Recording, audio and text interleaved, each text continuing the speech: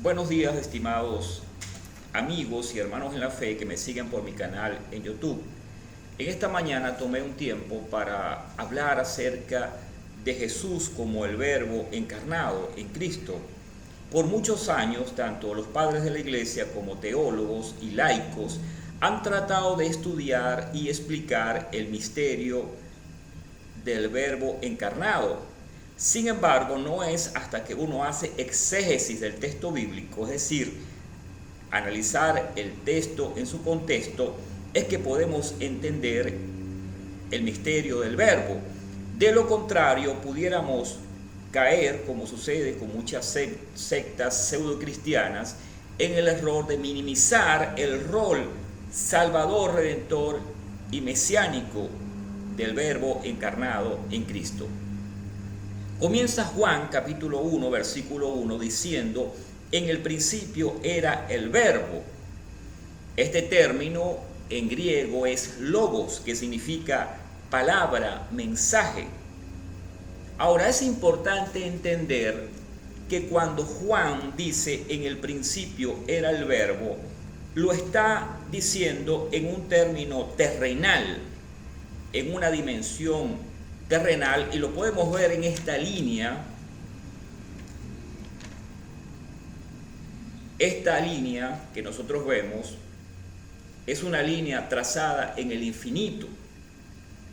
En esta línea vive Dios. El tiempo de Dios es el Kairos, que es un tiempo eterno, es un presente eterno.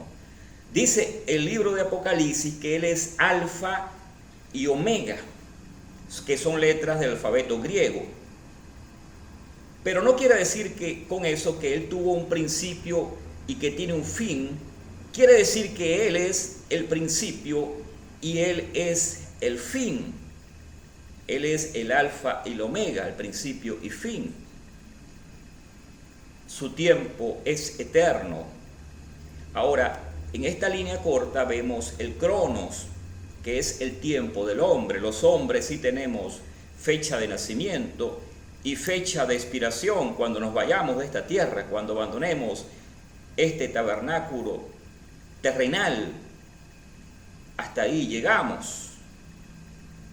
Pero quise mostrar esto porque se pudiera caer en el error de que Dios tiene una fecha de autocreación, y no es así. Ahora, ¿quién es el Verbo? ¿Quién es el Verbo? Lo explica Juan 1:1. En el principio era el Verbo, y el Verbo era con Dios, y el Verbo era Dios. El Verbo, la palabra, era Dios. Ahora, es importante entender, y lo explica allí el libro de Juan en el capítulo 1 que estamos viendo, que el Verbo tuvo un rol activo en la creación. Juan 1:3, todas las cosas por Él fueron hechas, y sin Él nada de lo que ha sido hecho fue hecho.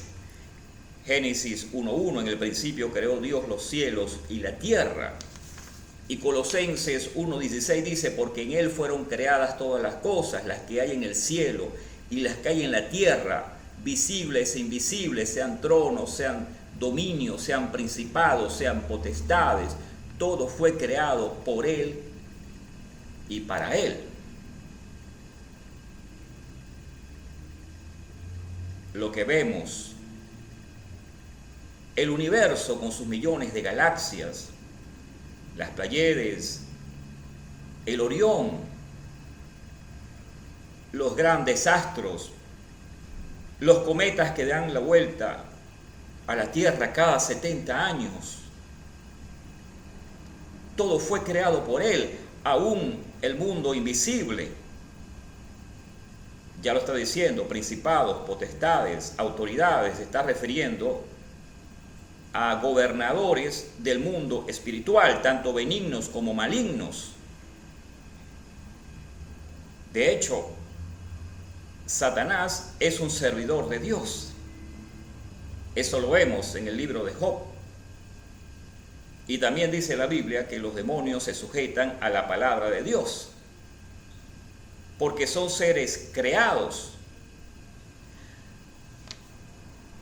Yo como profesor de orientación y de geografía e historia que fui por algún tiempo, siempre tuve que explicar el tema de la teoría de la creación y de la teoría de la evolución a mis estudiantes, porque eso lo exige el programa. Sin embargo, siempre les hablaba de mi punto de vista respecto a las dos teorías.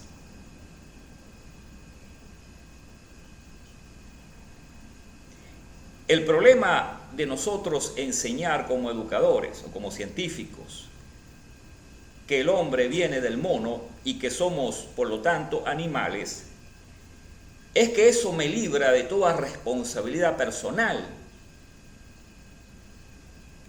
Si soy un animal y provengo del mono, entonces no tengo acciones morales, y por eso es que vemos tanta violencia en el mundo.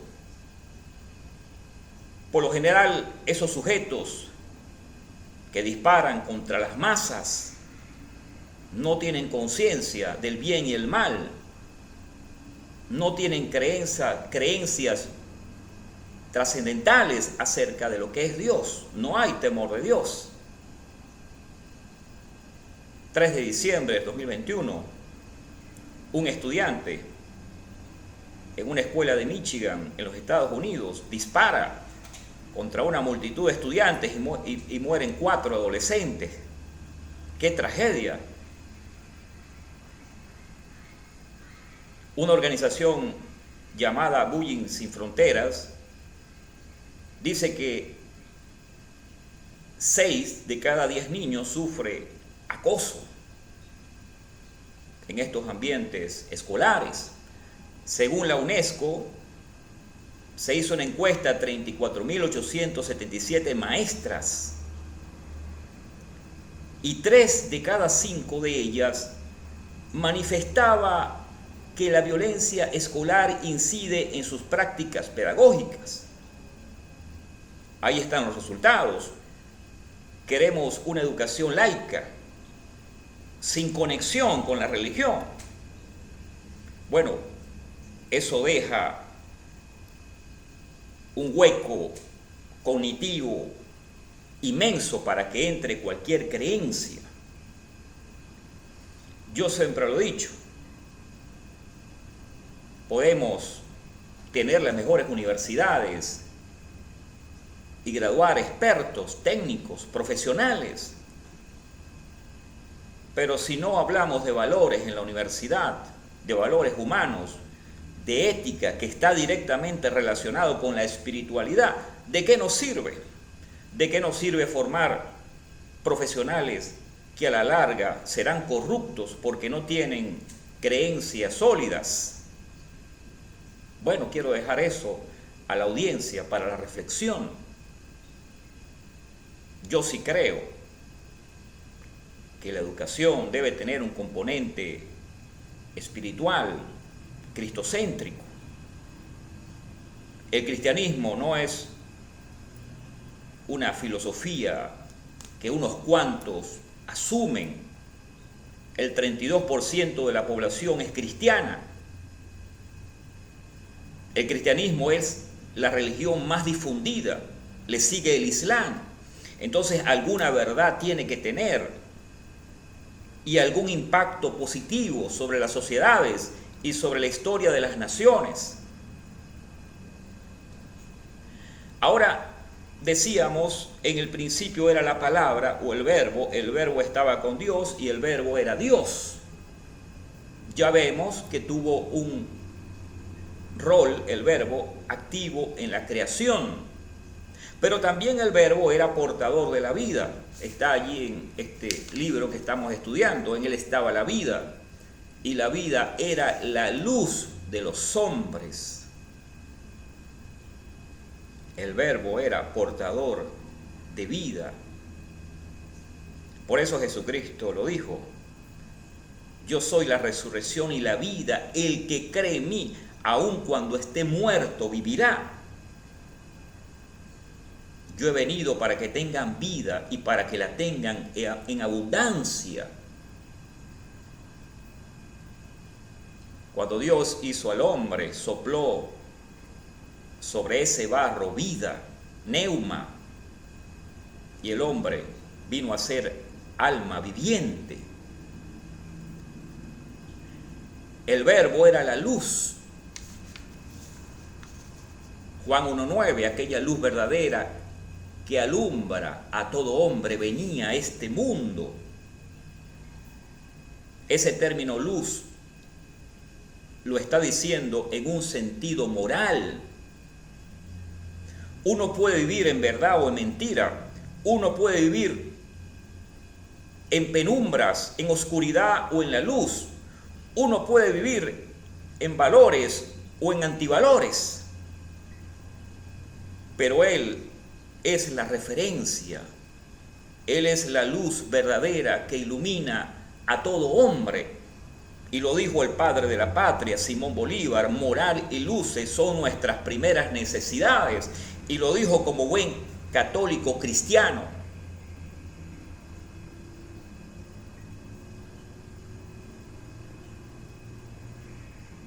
¿Qué estamos enseñando en nuestras escuelas? ¿Qué tipo de ciudadanos deseamos formar? Moral y luces son nuestras primeras necesidades. Y tengan la seguridad que Bolívar se inspiró en las Escrituras. Ya lo dicen los historiadores, era un buen lector de la Biblia. Ahora, ¿qué relación hay entre el Verbo, Dios y Cristo? Bueno, mucha. Juan 1:14, el Verbo fue hecho carne y habitó entre nosotros.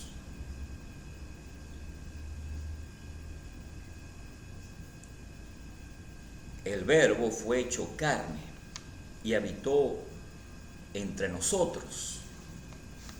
Negar que Jesucristo fue un personaje histórico, negar que vino en carne y sangre, es como negar el Holocausto. Hay demasiados testigos que aún viven y dan testimonio de lo terrible, inhumano y cruel que fue el Holocausto. Bueno, igualmente hay testigos de que Jesús fue un personaje real. Ahora, esa verdad de creer de que fue un personaje histórico, de creer que Él vino en carne y sangre, me conecta automáticamente con la gracia salvadora. Lo dice Primera de Juan 4:3. Por cierto, Juan el Evangelista es el mismo que escribe Primera y Segunda de Juan. Según muchos teólogos lo afirman de esa manera. Entonces dice allí: todo espíritu que confiesa que Jesucristo ha venido en carne y sangre es de Dios. Es el ABC del Evangelio, creer que Él vino a este mundo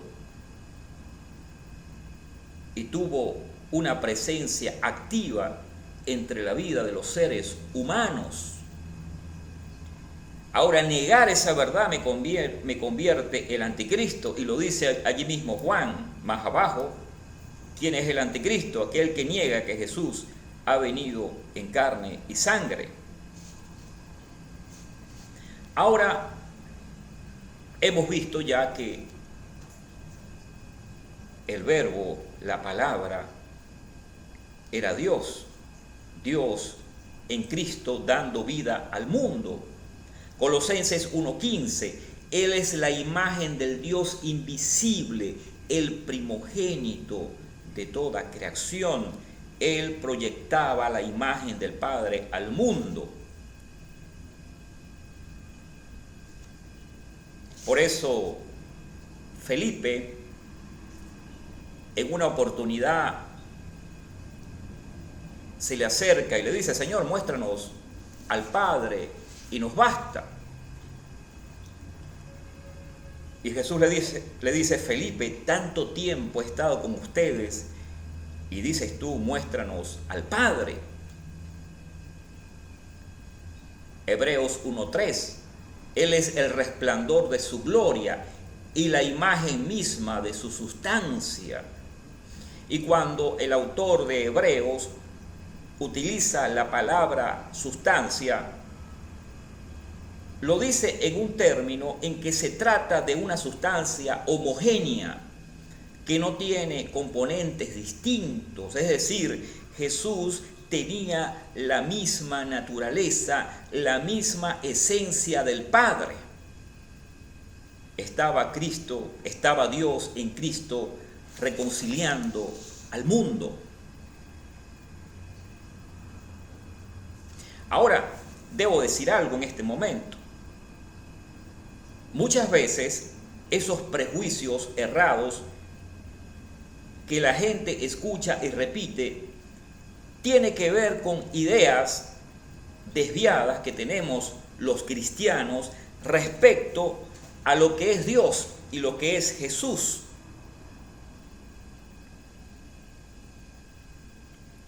Yo he hablado con agnósticos y con budistas, y cuando les pregunto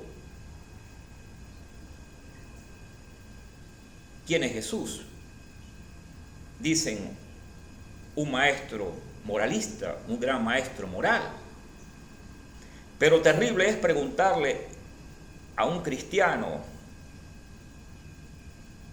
¿qué idea tienes de Jesús? Y perciben a Jesús o a Dios como un juez implacable, como un verdugo, como alguien que espera que los seres humanos cometan un error para castigarles severamente. Y en realidad Dios es lo contrario, lo dice allí en Primera de Juan 4:8, porque Dios es amor. Porque de tal manera amó Dios al mundo que ha dado a su Hijo unigénito para que todo aquel que en Él crea no se pierda, mas tenga la vida eterna. Y lo dijo Él mismo hablando de sí. Yo no he venido para condenar al mundo, sino para que el mundo sea salvo por mí. No es Dios que condena, es el hombre cuando asume posiciones personales que se pierde. Y lo dice el libro de Proverbios. Hay muchos caminos que al hombre le parecen buenos, pero al final son caminos que le llevan a la perdición. Ahora, aquí entramos en un tema cuando hablamos de Dios encarnado en Cristo, entramos a un tema que tiene que ver con la Trinidad. La doctrina de la Trinidad, tan difícil, tan complicada para muchos cristianos. San Patricio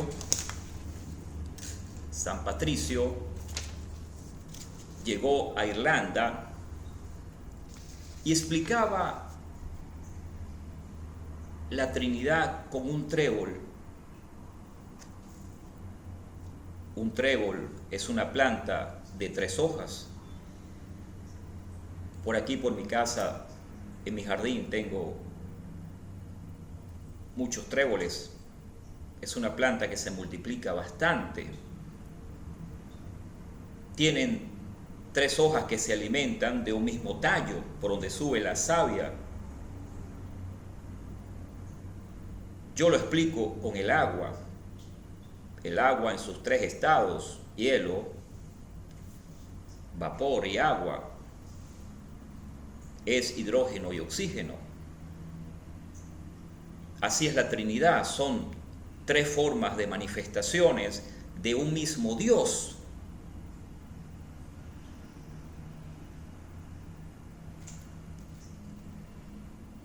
Ahora, para mis amigos agnósticos y budistas y de otras religiones, yo les digo, fue alguien más que un maestro moral. Lo acabamos de leer. Hebreos 1:3, Él es el resplandor de su gloria y la imagen misma de su sustancia. Realmente Jesús era Dios 100% Dios, 100% hombre. Ahora, dentro del cristianismo hay algunas agrupaciones pseudocristianas que dicen que Jesús no era divino, que Jesús venía de Dios, pero que no era un ser divino en absoluto. Yo les pregunto a ellos, ¿el hombre fue creado o engendrado? Algunos me responden, bueno, el hombre fue creado. Y cuando les pregunto, ¿Jesús fue creado o engendrado? Les surge una duda que los lleva a la confusión. Realmente Cristo fue engendrado en el seno, es decir, en el interior del Padre. Y por eso es que tenía su misma naturaleza. Es como que solo Dios engendra a Dios. Esa es la gran diferencia entre el hombre como ser creado y Jesús como ser engendrado en el seno del Padre.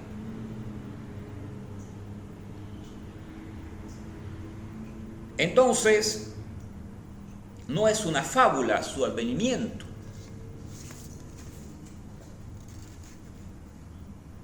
No es una fábula. Fábula es Hércules. Fábula es Harry Potter, por ejemplo. Un personaje ficticio.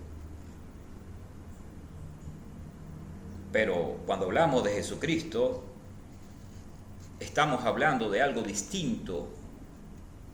Demasiadas pruebas, tanto en vida como en muerte y resurrección.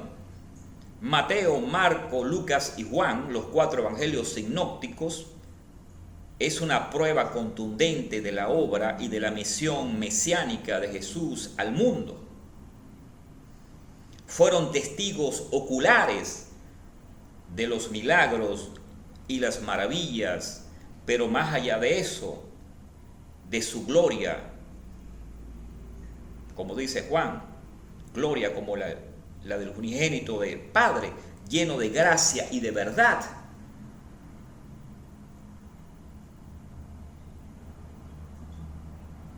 No era un gran maestro moralista, como dicen algunas religiones.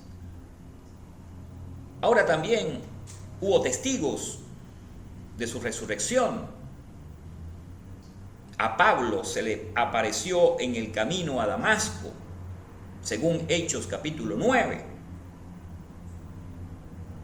Y por eso es que Pablo reclamaba su apostolado, su nivel de apóstol de los gentiles, porque él le dio. Y por cierto, es una de las características que debía tener un apóstol: ser testigo ocular de Jesús, bien sea en vida o bien sea resucitado. Según Lucas 24, apareció a sus 12 apóstoles, incluso comió con ellos. Según Lucas 24, apareció a los caminantes de Emaús cuando se acercó de una manera oculta a estos hombres y les habló. Y al final de la conversación, ellos pudieron percibir que este forastero tenía algo distinto. Se trataba de Jesús.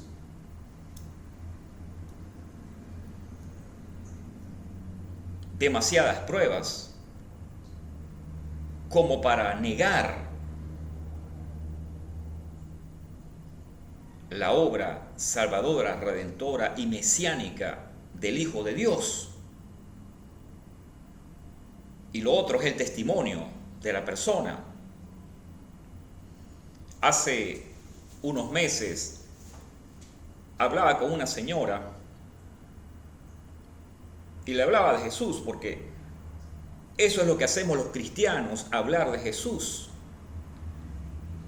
Y esta señora me resistió todo el tiempo, por más que le daba referencias bíblicas, me decía que ese mensaje no era para ella. Luego, como buen evangelizador, cambié de estrategia y comencé a hablarles de la vida de mi padre, un hombre violento, armado hasta los dientes, que generaba pleitos y escándalos donde llegaba. A los 42 años tuvo un encuentro personal con Jesús que le cambió la vida, no solamente su vida, sino también la de su entorno, sus familiares, amigos. Hoy, después de 8 años de muerto, dan fe de que fue un hombre auténticamente cristiano. A pesar de este testimonio, la señora me siguió diciendo: eso no es para mí, yo no creo en esas cosas, son fábulas. A los pocos días me enteré por una amiga de una vecina de esa señora que había fallecido de un infarto. Lo primero que yo me preguntaba, con algo de dolor, ¿qué será el destino eterno de esta señora?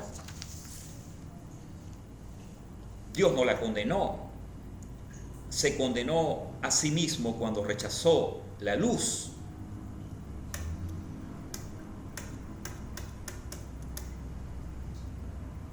Dios no manda a nadie al infierno. Por cierto, a mi criterio no es un lugar donde hay candela. Creo que más bien es un sitio oscuro donde no hay amor, donde las almas lloran de día y de noche lamentándose por haber rechazado la luz.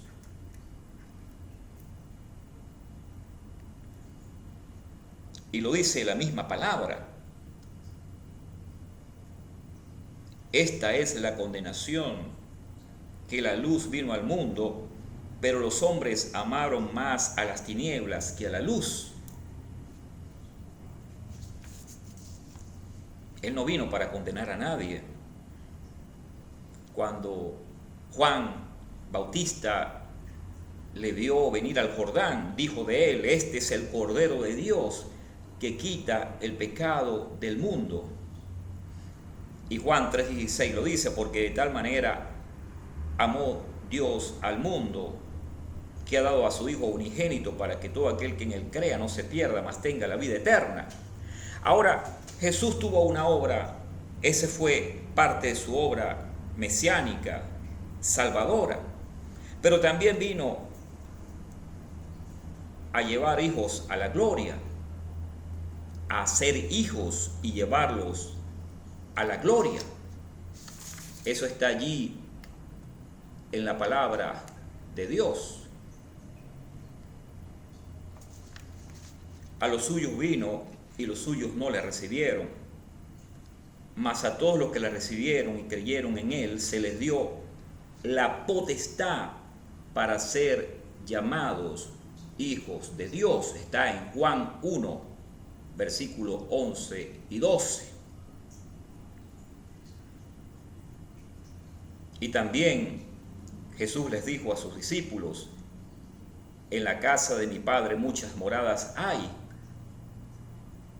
Si no fuera así, yo ya se lo hubiese dicho.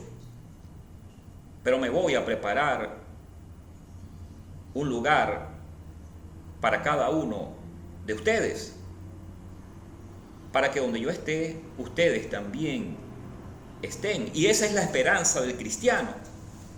Después de esta vida corta, terrenal, llena de exigencias, de tribulaciones, de enfermedades, de necesidades económicas, los cristianos tenemos esa esperanza de que algún día estaremos en la presencia del Señor por toda la eternidad. Ese era el deseo de San Pablo cuando decía: yo quisiera morir y estar con Cristo, porque para mí es mucho mejor. Ahora, yo quiero dirigirme a esta audiencia que me está escuchando. Usted puede tener la misma esperanza de estar algún día con Jesús. Usted puede tener esa dicha de ser salvado de la condenación eterna. Lo dice allí Romanos 19, nos muestra la manera de cómo hacerlo. Primero, tiene que haber una declaración, y si es pública, mejor. Porque cuando hacemos una declaración y es pública, la estamos haciendo frente a testigos, y eso le da más contundencia a nuestras convicciones personales. Entonces dice Romanos 19, que si confesares con tu boca que Jesús es el Señor y creyeres de corazón de que el Padre le levantó de los muertos, serás salvo. Entonces te invito a hacer esta oración conmigo. Si este mensaje ha tocado tu corazón, cierra tus ojos y dile: Padre Celestial, en esta hora te pido perdón porque he vivido de una forma contraria a tu santa ley. Pero he escuchado, Señor, de que tú, como Cordero de Dios, perdonas mis pecados. Entonces, Señor, ven y lávame y límpiame de toda maldad. Yo creo que tú eres el Hijo de Dios, el Cristo, que en ti hay perdón de pecados para salvación. Sálvame, Señor. Límpiame, Señor. Santifícame, Señor. Haz de mí una nueva criatura.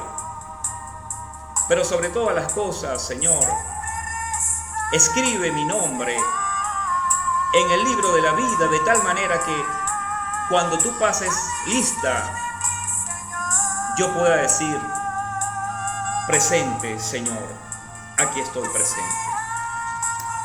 También quiero orar por ti, por tu familia. Si en tu familia hay personas enfermas con carencias de distintas, carencias espirituales, materiales, afectivas, espirituales, puedes conectarte al WhatsApp que estoy dejando al pie de este video en YouTube, y ten la seguridad de que estaré orando por tu familia y por tus necesidades. Y quiero aclarar de que todo lo que se da en Cristo es gratuito.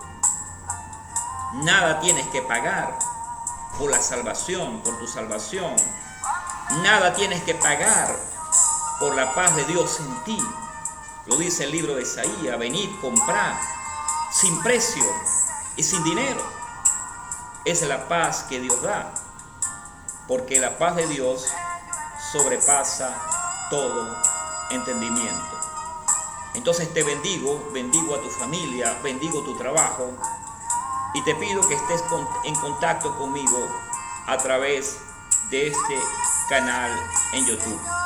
Y a los directivos de YouTube y a los empleados de YouTube les agradezco, porque es una plataforma abierta para que los cristianos podamos hablar de Jesús y de lo que Él tiene para el mundo, que no es otra cosa que salvación, paz y vida eterna. Que el Señor les bendiga.